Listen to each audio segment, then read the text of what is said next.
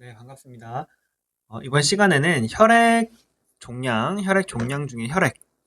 그래서 혈액 파트라고 보면은 혈액 파트는 크게 혈액암을 제외하고는 크게 이제 빈혈 파트와 그 다음에 이제 출혈 경량이다라고 볼 수 있습니다. 그래서 이 빈혈 같은 경우에는 적혈구, 특히 우리 헤모글로빈이 산소에 특히 중요하기 때문에 헤모글로빈이 메인이고, 출혈 경향은 보통 뭐 플레이틀릿이라던가 아니면은 응고인자가 관여하는 그런 거다라고 보시면 되겠고요. 출혈 경향은 이제 다음 시간에 말씀드리고, 이번 시간에는 이 빈혈에 집중해서 한번 말씀드려 보겠습니다.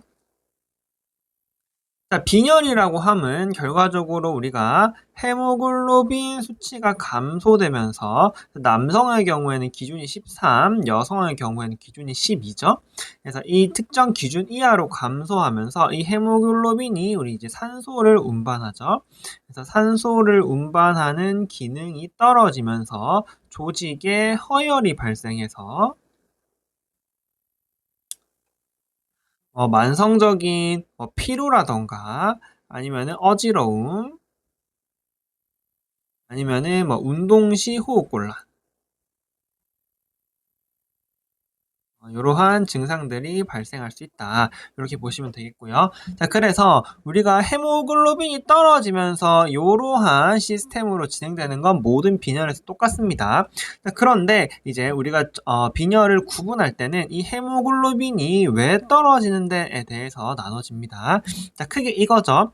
우리가 RBC 내에 이제 헤모글로빈이 이렇게 들어있으니까 4개였나요?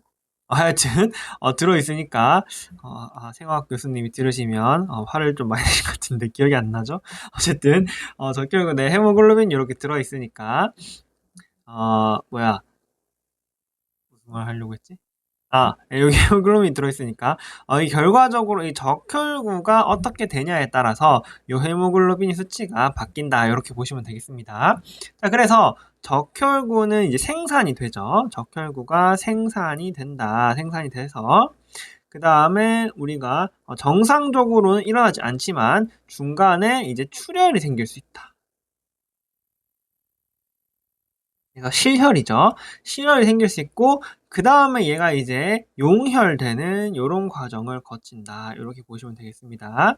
자, 그래서 우리는 결과적으로 헤모글로빈 즉 RBC가 지금 떨어져 있다는 물론 항상 떨어져 있는 건 아니니까 헤모글로빈으로 할게요. 헤모글로빈이 이제 떨어져 있는 게 이제 문제다라고 보시면 되겠는데, 자, 그러면서 크게 원인이 3가지라고 말씀드렸어요. 생산이 줄어서 애초에 헤모글로빈이 별로 없거나 아니면 생산은 잘 됐어.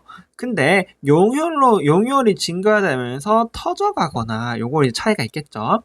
그러면서 이제 생산 자체가 안 되면 이제 레티큘로사이트가 전반적으로 떨어지는 경향을 보이고, 용혈이 많이 되면은 오히려 많이 만들고 싶어 하니까 레티큘로사이트가 오히려 증가되는 그런 경향을 보이겠죠. 뒤에 다시 할 겁니다. 자, 그 다음에 우리가 실제로 필드에서 맞이하는 빈혈 증상은 대부분은 사실 출혈입니다. 하지만 이 혈액 파트에서는 이 출혈은 고려하지 않는다라고 보시면 되겠습니다.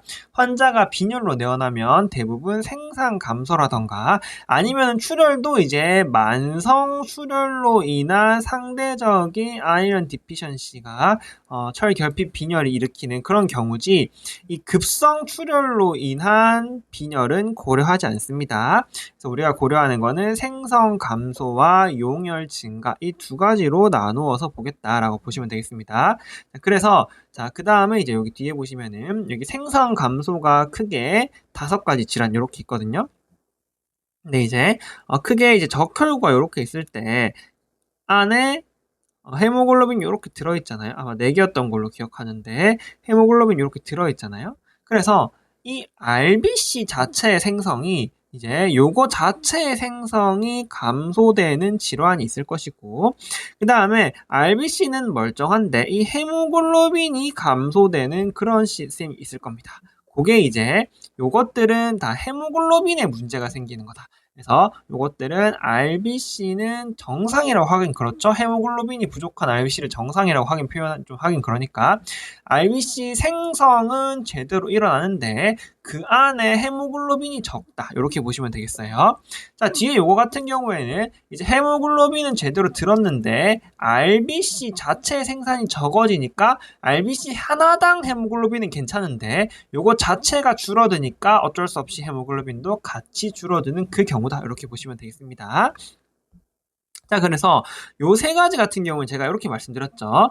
RBC는 제대로 생성이 되는데 그 RBC 하나 안에 들어있는 헤모글로빈이 줄어든다라고 말씀드렸습니다. 자, 그렇다는 말은 무슨 말이냐면 원래는 이렇게 RBC가 이렇게 있을 때 헤모글로빈이 이제 빨간색이니까 빨간색으로 이렇게 헤모글로빈이 이렇게 빨간색으로 꽉 잘 차 있어야 되고 그다음에 주로 이제 헤모글로빈이 가에 있으니까 가가 이렇게 빨갛게 잘 차 있어야 되고 중앙은 원래 우리가 센트럴 팔러 하긴 하죠. 여기가 조금 비어져 있는 적혈구가 이런 모양이어야 된다.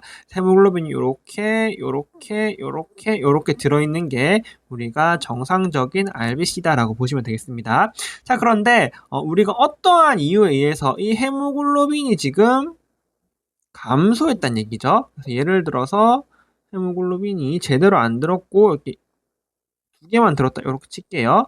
자, 그러면은 얘가 이제 이 전체적인 부피를 유지할 수가 없어 조금 작습니다. 그래서 MCV가 작다. 안에 구성품이 덜 찼으니까 적혈구가 충분히 커지지 못하는 거죠. 구성품이 덜 차면서 RBC가 작다 이렇게 보시면 되겠고요. 헤모글로빈이 빨간데 헤모글로빈이 주니까 빨간 부분이 줄면서 이 중간에 비어있는 부분이 커진다. 그래서 중간이 센트럴 팔러 부분이 커진다. 이렇게 보시면 되겠습니다. 그게 이제 이런 특징적인 철결핍, 특히 철결핍이 그렇지만 이런 RBC 생성이 감소하는 질환에서 특징적이다라고 보시면 되겠습니다. 자, 그래서 일단 철결핍성 빈혈을 보시면은 기본적으로 우리가 체내에 이제 철이 부족한 거죠. 이제 철이 부족해지면서 헤모글로빈에 특히 헤모글로빈이 이제 사실 이제 햄이 빨간색이니까 햄과 글로빈으로 구성되어 있는데 이 빨간색 부분 우리가 적혈구에서 빨간색의 핵심 부분인 햄의 생성이 감소된다. 요거 만들 때 이제 철이 필요하거든요. 그래서 철을 만드는 능력이 감소되면서 적혈구의 빨간색을 담당하고 있는 햄 자체가 줄어든다. 이렇게 보시면 되겠습니다. 철분이 줄어들면서 헤모글로빈 중에 특히 햄이 떨어지니까 결과적으로 헤모글로빈이 감소되는 그런 느낌이다. 이렇게 보시면 되겠습니다. 자, 아까 말씀드렸다시피 헤모글로빈 자체가 우리가 줄어들게 되니까 이 헤모글로빈이 적혈구의 크기를 안에 재료를 유지하고 있었는데 얘가 줄어드니까 MCV가 감소하는 특징이 있다라고 보시면 되겠고요. 자, 그 다음에 특히 우리 적혈구에서 빨간색을 담당하는 햄이 줄어들죠. 철이 부족하니까 이 햄이 줄어들면서 센트럴 팔러가 커진다. 그래서 발생한다라고 보통 표현합니다. 센트럴 팔러가 생긴다. 요걸 보시면 우리는 다른 거 다 필요 없이 바로 철결핍성 빈혈을 진단하시면 됩니다. 그래서 보통 사진에서 이런 느낌으로 아니 저 백혈구에 비해서 굉장히 작죠. 작으면서 MCV가 보통 기준을 우리가 100이라고 보기 때문에 100을 기준으로 100보다 작으면 우리는 MCV가 작다. 소적혈구성 빈혈이다라고 부릅니다. 그래서 이 MCV가 작으면서 센트럴 팔러가 있으면은 우리는 사실상 철분이 어쩌고 뭐가 어쩌고 하는 거 없이 요것만 보고도 우리는 IDA를 진단한다라고 보시면 되겠습니다. 자, 어쨌든 요 피비스미어가 안 좋아지는 경우도 있어요. 그렇기 때문에 우리는 다른 걸로도 확인을 해야 되는데요. 체내에 철이 부족하니까 철분 저장량이 줄어들겠죠? 그러면서 이제 페리틴이 감소한다. 라고 보시면 되겠습니다. 이게 이제 저장철이니까 이 저장철이 감소한다라고 보시면 되겠고요. 그 다음에 세럼 아이온은 의외로 정상일 수 있습니다. 자, 그리고 우리가 그거죠. 약간 그 재료가 부족하면 일을 하는 애들이 어떻게든 그 재료를 가지고 어떻게든 살아보려고 아득바득 노력하지 않겠습니까? 그러면서 우리가 총철결합능이라고 부르는 TIBC가 증가한다라고 보시면 되겠습니다. 그래서 재료는 줄어들고 재료가 줄어드니까 재료를 운반하는 능력은 늘어난다. 이렇게 보시면 되겠어요. 요거를 보시고 우리는 철결핍성 빈혈을 진단하시면 되겠습니다. 자, 그 다음에 물론 여기 이제 생성 자체가 조금 부족하니까 레티큘로사이트가 조금 감소될 수 있거나, 그런데 여기 이제 빈혈이니까 우리 몸에서 지금 말이 빨라진다는 얘기는 안 중요하다는 얘기죠. 우리 몸에서 야 빈혈이네, RBC 빨리 만들어 하고 EPO가 펑펑 쏟아져 나올 수 있기 때문에 레티큘로사이트가 빈혈에 비례해서 그렇게 증가하지 않을 수 있다라는 약간 애매한 말이 들어가 버리기 때문에 요거는 하지 않겠습니다. 그래서 어쨌든 요거를 보고 우리는 이제 진단은 그냥 요걸로 하시면 되겠고요. 검사 뭐 해야 돼서 요거 두 개를 검사해야 된다는 얘기는 안 합니다. 요건 주어지기 때문에 요거를 확인하고 우리는 치료만 하면 되는데요. 치료는 당연히 PO 한글로 조금 써볼까요? 경구로 철분제를 사용하면 되겠다. 철분제는 경구 흡수가 중요하기 때문에 경구로 철분제를 투여하시면 되겠습니다. 자, 그 다음에 이제 또 출제가 되는 게, 그 다음에 그 검사 뭐 할래? 그러니까 얘가 철결핍성 빈혈을 진단하기 위한 검사 뭐 할래를 물어보는 게 아니라 철결핍성 빈혈이야. 그럼 너 검사 뭐 할래? 라고 했을 때 우리가 위장관 내시경 이용을 하실 수 있어야 됩니다. 왜냐면은 여기 이제 철분이 사실 우리가 철분이 뭐 임신이나 아니면 여성들에서 뭐 월경량이 많다던가 이런 특이한 경우를 제외하고 현대 사회에서 섭취하는 철분이 부족할 수가 사실 없어요. 극단적인 그 뭐죠? 베지테리언이라던가 이런 경우가 아니라면 우리가 기본적으로 먹는 철분의 양이 부족할 리가 거의 없다. 특수한 경우가 아니라면. 그러면은 일반적인 환자에서 왜 철분이 부족할까라고 생각을 하냐면은 철을 하도 많이 쓰기 때문이에요. 왜 하도 많이 쓰냐면 출혈에 의해서 RBC가 떨어지니까 우리 몸이 이제 놀란 거죠. 그러면서 야 RBC가 떨어진다 만들어라 하면서 EPO가 이제 펑펑 쏟아지는 겁니다. 그러면서 이에 만등해서 우리 몸이 철을 사용해서 헤모글로빈을 만들어서 적혈구를 만들어내는 거죠. 그러니까 쉽게 말해서 뭐 굶고 있거나 뭐 월경량이 많거나 이런 특수한 경우가 아니라면 대부분 환자에서 철기필성 빈혈은 이제 출혈에 의해서 주로 발생한다. 그럼 대한민국 사회에서 출혈, 특히 얘는 급성 출혈이 아니죠. 만성적인 출혈이 가장 큰 원인은 위궤양입니다. 그래서 이러한 위궤양을 감별하기 위해서 우리는 위장관 내시경을 해줘야 된다라고 보시면 되겠습니다. 그래서 요거를 우리는 약간 할 수 있다 느낌으로 생각하지 마시고 다 답지로 위장관 내시경이 많이 나옵니다. 쉽게 말해서 치료를 그냥 경구철분제와 위장관 내시경이다라고 약간 합쳐서 생각하셔도 될 정도로 굉장히 자주 출제가 되는 파트이기 때문에 위장관 내시경 꼭 기억하셔야 됩니다. 그래서 철결핍성 빈혈의 치료가 뭐야? 경구철 보충과 위장관 내시경이다 라고 생각하시면 되겠습니다. 자, 만성질환 빈혈 같은 경우에는 시험에 안 나오는데요. 얘는 뭐냐면 쉽게 말해서 만성적인 질환에 의해서, 정확하게는 막 헵시딘이 어쩌고 막 그런데 필요 없고, 만성적인 질환에 의해서 철 운송능, 그러니까 철 결합능이죠.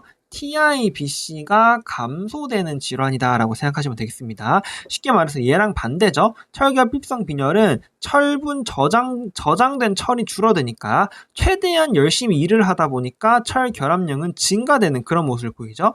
얘는 반대로 질환에 의해서 철 결합능이 떨어지는 겁니다. 결합능이 떨어지다 보니까 놀고 있는 철이 많겠죠. 그러면서 이제 페리틴은 오히려 증가될 수 있는 그런 모습을 보인다. 시험 문제에는 단 한 번도 출제된 적이 없다라고 보시면 되겠고요. 그 다음에 치료 같은 경우에는 이제 요거 같은 경우에는 결과적으로 우리가 TIBC가 감소하면서 헤모글로빈을 많이 못 만들고 있잖아요. 그래서 EPO를 조금 넣어주면서 조금 촉진을 시켜볼 수 있겠다라고 보시면 되겠는데 시험이 어차피 안 나오니까 그런 게 있다라고 생각만 하시면 되겠습니다. 자, 지중해성 빈혈은 간단하게 말씀드리고 뒤에 갔다가 다시 올게요. 자, 지중해성 빈혈은 우리가 아까 말씀드린 헤모글로빈이 햄과 글로빈으로 이루어져 있다. 이렇게 제가 말씀드렸잖아요.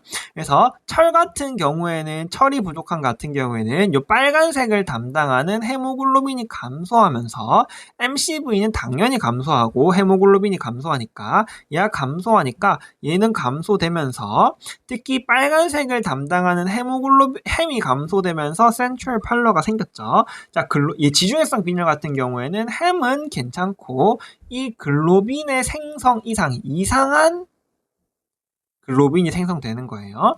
자, 그렇기 때문에 얘도 결과적으로 MCV가 감소되는 건 똑같습니다. 헤모글로빈이 제대로 안 생기니까. 자, 그 다음에 여기 뒤에 이제 글로빈이 제대로 안 만들어진다. 이상 글로빈이 만들어진다. 유전적인 소견입니다. 유전적 이상으로 인해서 이렇게 만들어진다라고 보시면 되겠고요. 자세한 내용은 뒤에 갔다가 다시 오겠습니다. 자, 어쨌든 우리는 앞에서 헤모글로빈 적혈구 내에 들어있는 이 헤모글로빈이 잘 안 생기면서 만들어진 질환을 말씀드렸어요. 자, 이 파트에서는 헤모글로빈은 괜찮은데 하나당 들어있는 헤모글로빈은 정상이야. 그런데 이 RBC 자체의 생성이 감소되는 혹은 뭐 기능이 이상하거나 이런 것들에 대해서 말씀드리겠습니다. 자, 거대 적혈모구 빈혈 같은 경우에는 영양소 결핍이죠. 특정 영양소가 결핍되면서 특히 DNA 복제에 사용되는 영양소가 결핍되는 거예요. 그래서 이 DNA 복제가 감소되는 질환이다라고 생각하시면 되겠습니다. 자, RBC가 분열하는데 RBC가 이제 많아지려면은 RBC의 양이 많아지려면은 이게 분열을 해야 되잖아요. 그런데 DNA 복제가 지금 감소되어 버리니까 얘가 RBC의 분열이 일어나지 못하는 겁니다. 분열이 잘 일어나지 못하니까 얘가 분열하지 않고 계속 커버리는 거죠. 그러면서 이제 세포질은 DNA랑 관련 없으니까 커지는 겁니다. 그래서 이렇게 세포질이 커지면서 우리가 만들어지는 게 거대 적혈모구다. MCV가 커지는 게 핵심이다 라고 보시면 되겠습니다. 그래서 우리가 문제를 딱 봤는데 MCV가 110 수준으로 110 이상으로 정상치가 100이라고 말씀드렸죠. 110 이상으로 증가되어 있으면 저희 수준에서 생각할 수 있는 질환은 거대 적혈모구 빈혈 단 하나밖에 없습니다. 무조건 요건 거예요. 그래서 문제를 딱 봤는데 빈혈이야. 근데 문제를 싹 봤는데 MCV가 110 이상으로 증가되어 있어. 그러면 딴 거 필요 없이 무조건 거대 적혈모구 빈혈이구나 라고 생각하시면 되겠습니다. 그 다음에 물론 레티큘로사이트 때문에 조금 커질 수 있는데 110 이상으로 안 커지니까 110으로 조금 기억해 주시면 좋겠다. 그래서 우리가 이제 영양소 결핍이라고 말씀드렸을 때 그래서 무슨 영양소라고 하시면은 두 가지 영양소가 있죠. 두 가지 영양소에서 크게 두 가지로 나뉘어지는데요. 주로 제일 중요한 거는 우리가 코발라민이라고 부르는 우리가 이제 코발라민이다라고 부르는 비타민 B10입니다. 이게 이제 가장 시험에 출제가 많이 되고요. 그 다음에 이제 엽산도 있다. 폴레이트죠. 엽산도 있다. 이렇게 보시면 되겠습니다. 자, 코발라민 같은 경우에는 우리가 얘를 이제 흡수를 보통 회장에서 흡수를 합니다. 회장 말에서 그림을 살짝 그려볼까요? 이렇게 있고 그림이 개판이네요. 이렇게 쭉 내려가다가 쭉 내려가서 터미널 회장이죠. 터미널 회장에서 흡수가 된다라고 보시면 되겠습니다. 자, 그런데 여기서 이제 흡수가 될 때 여기서 B12가 흡수가 될 때 그냥 흡수가 되는 게 아니라 이 흡수를 도와줄 수 있는 네인 인자라는 게 필요합니다. 근데 다 들으셨죠? 네인 인자, 인트린직 팩터, 요거 다 아시니까 대충 할게요. 네인 인자라는 게 이제 필요합니다. 이 네인 인자가 어디서 분비되는데 하면 위에서 분비됩니다. 여기서 이제 네인 인자가 싹 나와서 여기서 이제 터미널 일리움에서 B12를 흡수하는데 네인 인자가 필요하다라고 보시면 되겠습니다. 자, 그러면은 얘가 지금 예를 들어서 위를 절제했어. 위를 이렇게 절제해버렸네? 절제했어. 그렇죠. 뭐 이렇게 하프 절제라던가 어쨌든 절제했어. 그러면은 인트린식 팩터가 떨어지면서 B12의 흡수가 떨어질 수 있겠죠. 맞죠? 그 다음에 또 약간 크론병이야. 크론병이라서 이 터미널 일리움에 염증이 너무 심해. 그러면은 흡수가 떨어질 수 있겠죠. 그래서 결과적으로 우리가 복잡해. 복잡하니까 지우고 기억하실 거는 뭐냐면은 자, 위절제술 혹은 크론이라든지 아니면은 소장 문제인데 크론 유일하니까 크론으로 할게요. 위절제술이나 크론, 특히 위절제술이 많이 나옵니다. 요게 요런 히스토리가 주어지면 반드시 코발라민이다 라고 생각하시면 됩니다. 그래서 그렇게 생각하시면 되겠고요. 그 다음에 이제 코발라민 같은 경우에는 특징적으로 신경학적인 증상도 동반될 수 있다. 하지만 더 중요한 거는 위절제술, 위를 잘랐거나 뭔가 터미널 일리움에 문제가 생긴 것 같으면은 코발라민이다 라고 생각하시면 되겠고요. 엽산은 보통 영양결핍입니다. 그러니까 쉽게 말해서 엽산 얘는 지금 딴 건 괜찮은데 B12만 부족한 거잖아요. 엽산 같은 경우에는 전반적인 영양 결핍이 문제다라고 생각하시면 되겠습니다. 그래서 예를 들어서 알코올 중독자라던가 신생한데 영양소가 공급이 잘 안 되고 있다던가 그래서 이러한 것들로 인해서 엽산이 공급이 잘 안 되면은 그거를 우리가 영양적인 결핍이 발생하면은 우리가 엽산이 문제구나라고 판단하시면 되겠습니다. 치료는 굉장히 간단하겠죠. 치료는 그냥 그 부족한 부분, 부족한 거 투여. 간단하게 하겠습니다. 엽산이 문제라면 엽산을, 코발라민이 부족하면 코발라민을 투여하시면 되겠다. 그럼 우리가 문제를 볼 때 진단학적 흐름은 이렇게 되겠죠. 막 빈혈이래 뭐 어지럽고 뭐 하거나 뭐 어떻게 뭐 하겠죠. 호흡곤란이 있거나. 그 다음에 사학 봤는데 헤모글로빈이 떨어져 있어. 빈혈이네. 그 다음에 이제 MCB를 사학 봤는데 MCB가 커져 있네. 야 뭐야 거드 적혈모그 빈혈이네. 그러면은 야 코발라민이야 엽산이야. 자 보자 하고 들어가시면 아마 위절제술이 딱 있을 거예요. 그러면 우리가 코발라민이네 하고 코발라민을 투여하시면 되겠다. 그게 아니라면 뭐 크론이라든지 아니면은 알코올 같은 영양 결핍이면은 엽산 그래서 그걸 보시고 부족한 부분을 투여하는 문제로 출제된다. 이렇게 보시면 되겠습니다. 자, 그 다음에 재생분열성 빈혈 같은 경우에는 이제 자가 면역 질환인데요. 자가 면역 질환에 의해서 조혈모세포의 기능이 이제 떨어지는 질환이다라고 보시면 되겠습니다. 그런데 잘 생각해보면 우리가 이제 조혈모세포라는 거는 적혈구뿐 아니라 적혈구와 백혈구와 플레이틀릿까지 모두 모세포란 말이죠. 근데 얘의 기능이 지금 떨어졌단 말이는 얘 모두의 생산이 지금 감소되고 있다는 얘기입니다.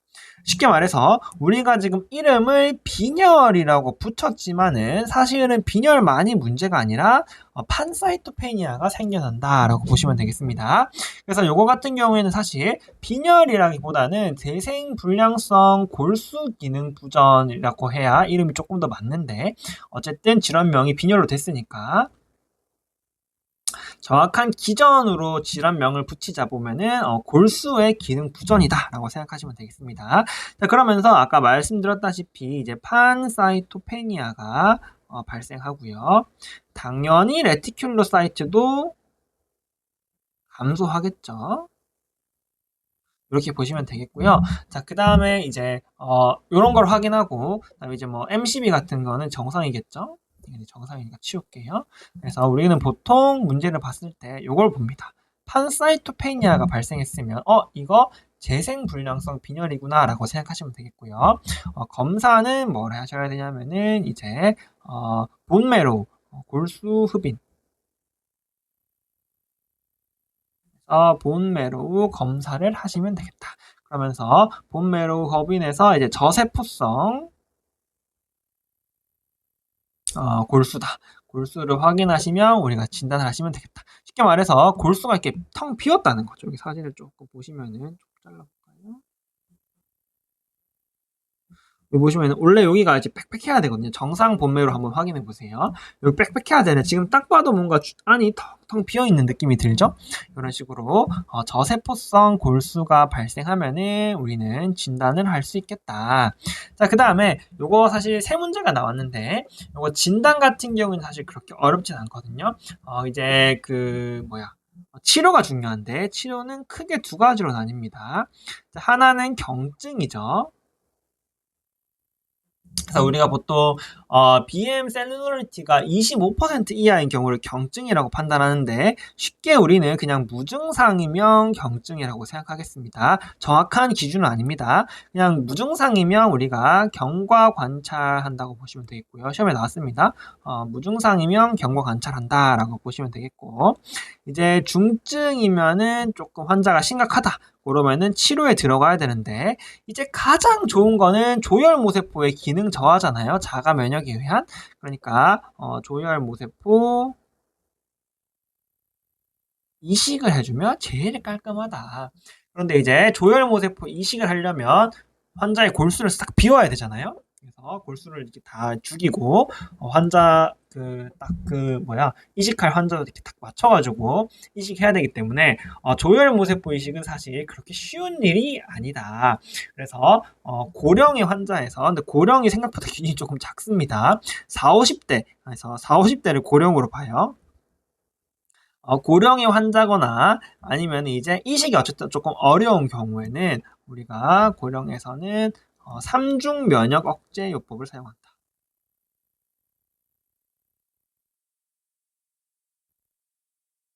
그래서 그렇게 뭔가 이름이 되게 어려워 보이지만 그냥 면역 억제제를 3개를 동시에 칵테일로 투여하겠다는 겁니다.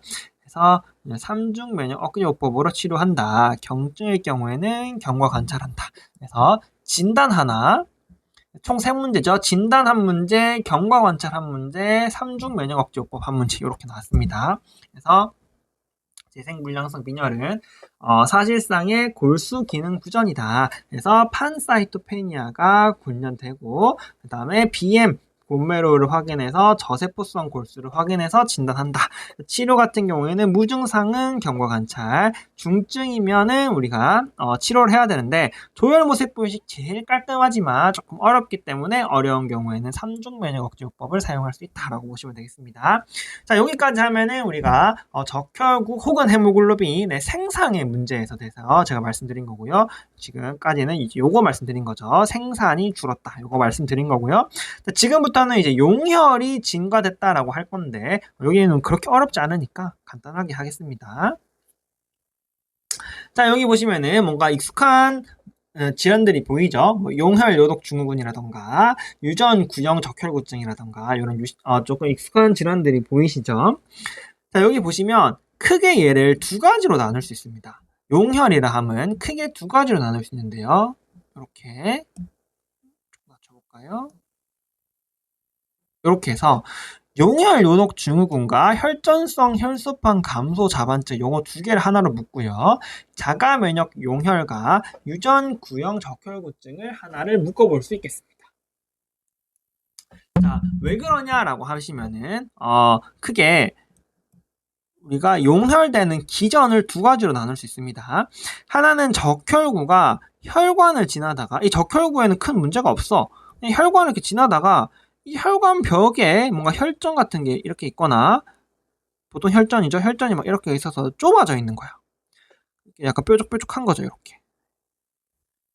잘 가다가 RBC는 그냥 무고한 겁니다. 무고한 RBC가 가다가 여기 탁 걸려서 찢어지면서 부셔지는 그게 이제 우리가 보통 미세혈관성 용혈이다라고 부르죠. 정확한 표현은 미세혈관병성 용혈성 빈혈, 그 유명한 마하죠, 마하. 그래서 이렇게 부르고요. 그 다음에 나머지는 혈관외라고 해서 적혈구에 특별한 문제가 있거나 아니면은 자가 면역이라던가 그런 것으로 인해서 이 적혈구가 손상이 되면서 혹은 모양이 이상해지면서 이제 비장에서 걸러지지 못하고 여기서 깨지는 질환이다. 여기 보시면 되겠죠? 그래서 요거 같은 경우에는 이제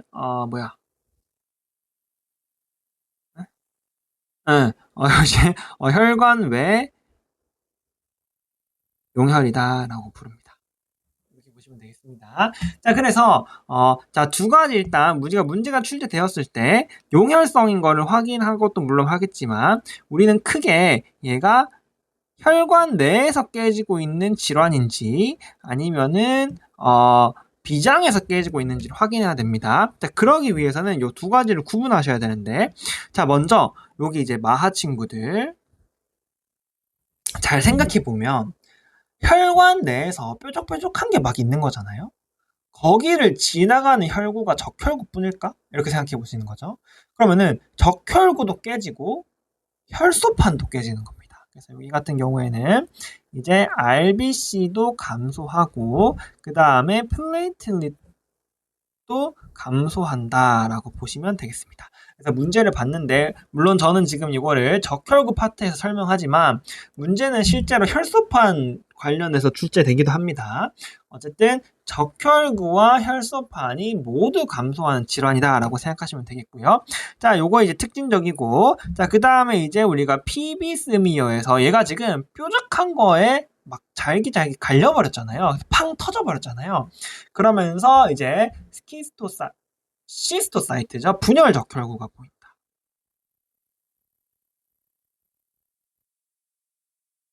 요게 이제 특징적입니다. 그래서 우리는 딱 문제를 봤을 때, 뭐야, RBC랑 플레이틀릿이 동시에 떨어져 있으면서 PBC미에서 분열 적혈구가 보여? 그럼 이거 용혈성 요독 증후군이거나 아니면 혈전 혈소판 감소 자반증이거나 둘 중 하나구나 라고 생각하시면 되겠다. 물론 얘는 시험 문제 안 나옵니다. 어쨌든 그렇다라고 보시면 되겠습니다. 자, 그 다음에 이제 용혈 요독 증후군 같은 경우 우리 많이 했죠? 요거 이제 시가톡신 이콜라이에 의해서 발생하는 질환이고요. 요것 때문에 발생하는 장염으로 혈성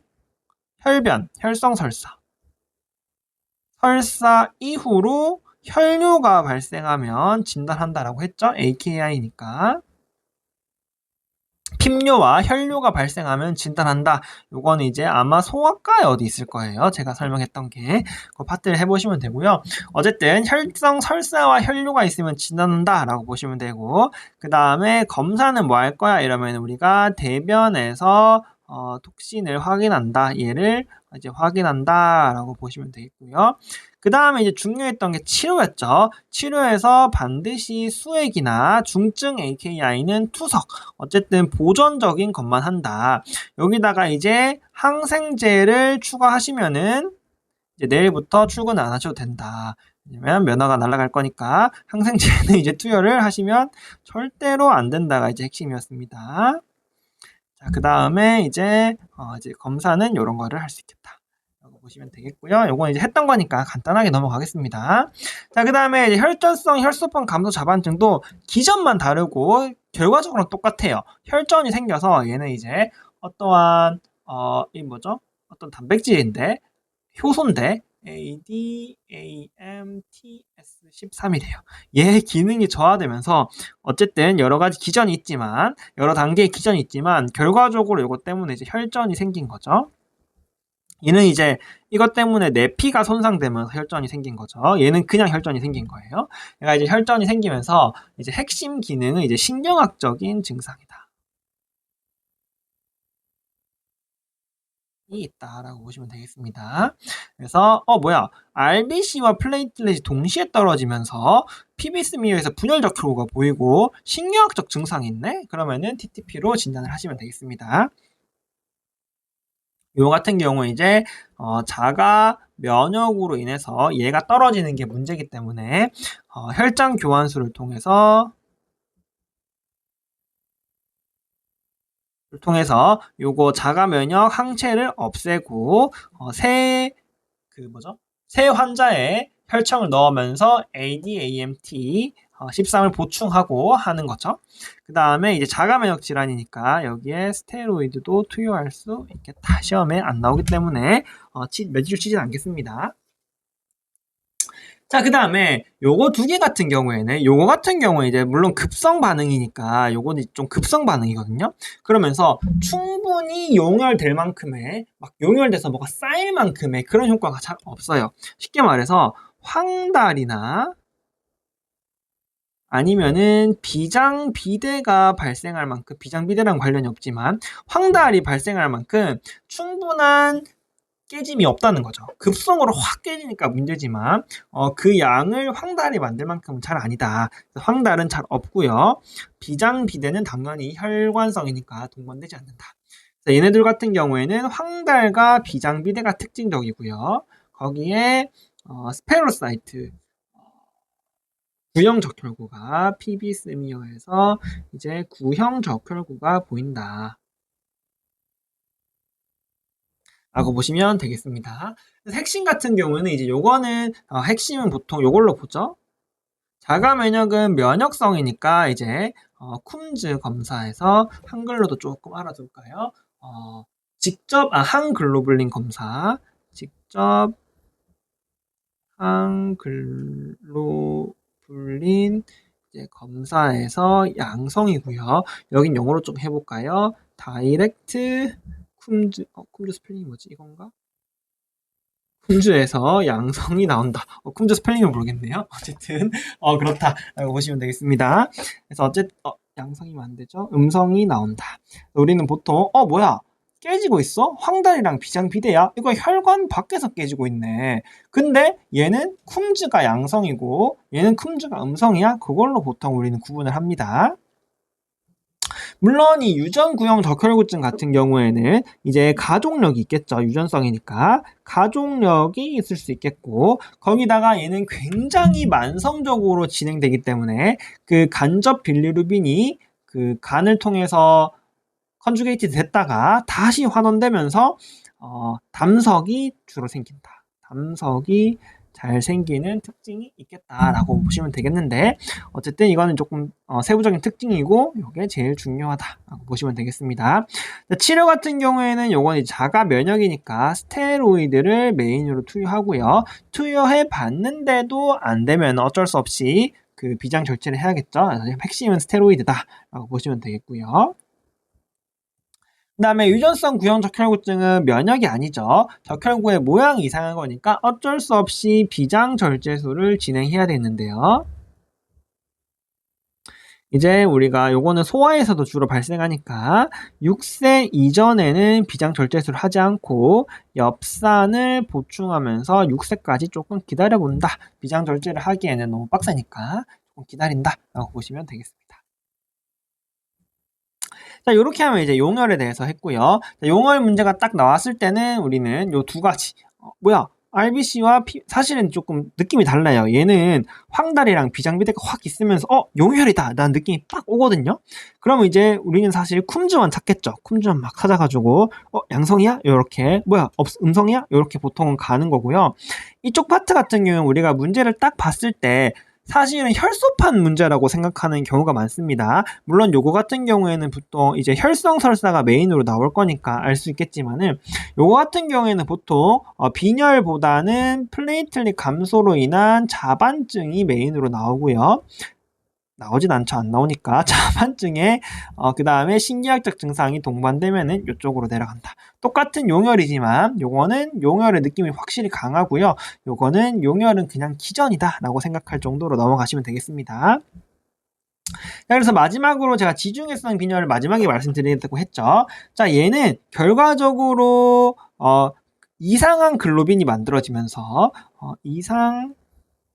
글로빈이 만들어지면서 얘도 형태가 조금 이상해집니다. 그래서 유전구형 적혈구증과 비슷하게 생겨요. 그래서 비슷하게 생기면서 얘도 결국에는 용혈이 발생해서 얘도 이제 비장비대와 황달이 나타날 수 있다라고 보시면 되겠습니다. 자, 그러면은 그럴 거면은 용혈에 넣지 왜 여기에 넣었냐라고 하시면 문제를 푸실 때 용혈이 눈에 들어오지도 않으실 거예요. 왜냐하면 얘는 아주 핵심적인 히스토리가 있습니다. 바로 동남아시아 가족력을 반드시 줍니다. 아니면 뭐 태국이라던가 어머니가 동남아 분이라던가 아니면 동남아에서 일하러 오신 분이라던가 동남아에 대한 가족력을 반드시 주어집니다. 여기서 호발하는 질환이기 때문에 애초에 얘가 최근에 문제에 나오기 시작한 것도 동남아 쪽에서 우리나라로 많이 건너오시기 때문에 아마 임상에서 만날 가능성이 있으니까 출제가 되는 것 같아요. 최근에 출제가 되고 있거든요. 그래서 동남아에 대한 가족력이나 뭐 히스토리가 반드시 주어집니다. 그러면서 이제 MCV가 작으면 소적 혈관성이면 우리는 용혈 비장비된 눈에 들어오시지도 않을 거예요. 이걸 보시면은 바로 지중해성 빈혈을 진단을 하시면 되겠다. 결국에는 얘는 어딨죠? 글로빈이 이상한 질환이 이거 왜 있지? 글로빈이 이상한 질환이기 때문에 이 글로빈을 확인하기 위해서 우리는 혈색소 전기 이동 검사를 합니다.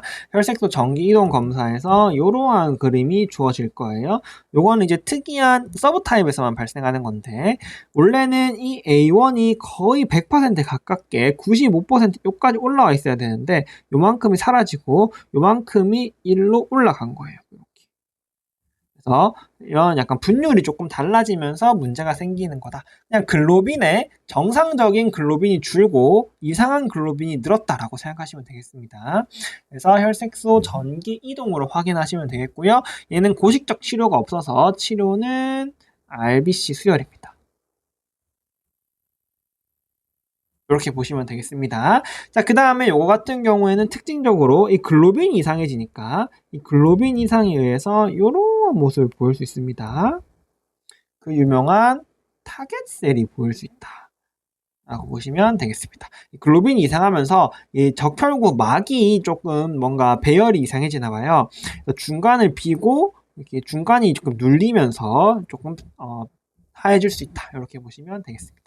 PBC미에서 타겟셀이 보이실 수도 있는데 제가 막 이런 타겟셀이나 용혈이나 이런 거를 강조하지 않는 이유가 그게 안 보일 거다. 어차피 동남아인데 소작혈구야? 그러면 이거밖에 없기 때문에 이렇게 진단을 하실 거다. 이렇게 보시면 되겠습니다.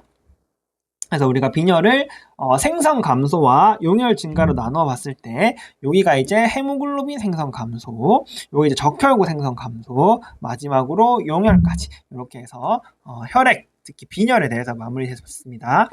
네, 수고하셨습니다.